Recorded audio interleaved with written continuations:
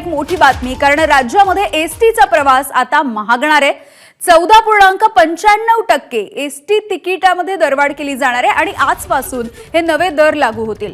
राज्य परिवहन प्राधिकरणाच्या बैठकीमध्ये तिकिटाच्या दरवाढीला मंजुरी मिळाली आहे। एसटीची भाडेवाढ आजपासूनच लागू होणार आहे। प्रताप सरनाईक यांनी या संदर्भामध्ये एबीपी माझाला एक्सक्लुझिव्ह बातचीत केलेली आहे, माहिती दिलेली आहे। रिक्षा आणि टॅक्सीचा प्रवास सुद्धा आता महागणार आहे, त्यामुळे रिक्षाचं किमान भाडं हे 23 रुपयांवरून आता 26 रुपये होईल, तर टॅक्सीचं किमान भाडं हे 28 रुपयांवरून 31 रुपये होईल। टॅक्सी आणि रिक्षाची भाडेवाढ ही 1 फेब्रुवारीपासून लागू होणार आहे। दरम्यान काही वेळापूर्वी परिवहन मंत्री प्रताप सरनाईक यांच्यासोबत एबीपी माझाने फोनवरून संवाद साधला आणि त्यांनी या संदर्भामध्ये काय माहिती दिली आहे आपण बघूयात। प्राधिकरणाची बैठक मंत्रालयामध्ये पार पडल्याचं मला समजलं, कारण त्यामध्ये लोकप्रतिनिधींचा सहभाग नसतो।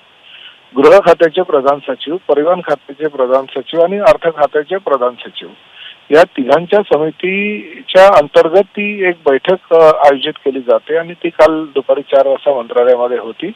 त्या बैठकीमध्ये हा निर्णय झालाय की एसटीची जी भाडेवाढ गेल्या अनेक वर्षापासून प्रलंबित होती ती 14.97% त्याची वाढ झालेली आहे आणि रिक्षा आणि टॅक्सी यांची दरवाढ जी आहे ती 1 फेब्रुवारीपासून लागू होणार आहे। ती 3 रुपये दरवाढ करण्यात आलेली आहे।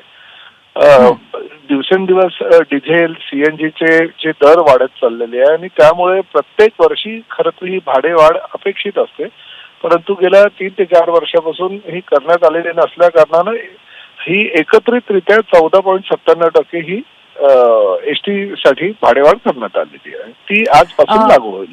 वस्तुस्थिती आहे, मी त्या मताशी सहमत आहे, परंतु परिस्थिती ही एसटी महामंडळाची आज काही चांगली नाही आहे। मी परिवहन मंत्र्याचा कार्यभार घेऊन आता 1 महिन्याचा कालावधी जवळजवळ होत आलाय, परंतु एसटी बसेसचं जे उत्पन्न आहे त्यापेक्षा खर्च अधिक आहे आणि त्यामुळे दिवसाला 3 कोटी रुपयाचं नुकसान एसटी महामंडळाला होत असतं।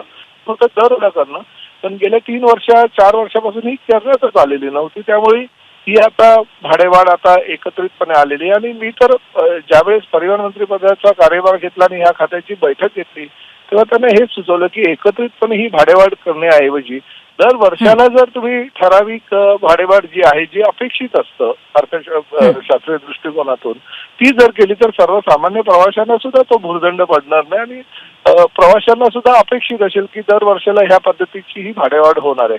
तसं बिलकुल नाहीये बघा, उलट आमच्या लाडक्या बहिणींना 50% ची सवलत दिली, त्यामुळे एसटीचं उत्पन्न हे वाढलेलंच आहे। म्हणजे त्यामध्ये काही आपण अशा प्रकारचं मनात विचारही आणू नका की त्यामुळे उत्पन्न आमचं घटलं असेल। उलट उत्पन्नामध्ये वाढ झालेली आहे, कारण प्रवाशांची संख्या वाढलेली आहे आणि त्याचबरोबर ज्येष्ठ नागरिकांना ही जी सवलत आहे ती सवलत देणं तर अपरिहार्य आहे। मला सांगा, सर्वसामान्य जनतेला 75 वर्षावरील जे वृद्ध आहे त्यांना काही ना काही प्रमाणात शासनाने मदत करणं गरजेचं आहे। एबीपी माझा, उघडा डोळे बघा नीट।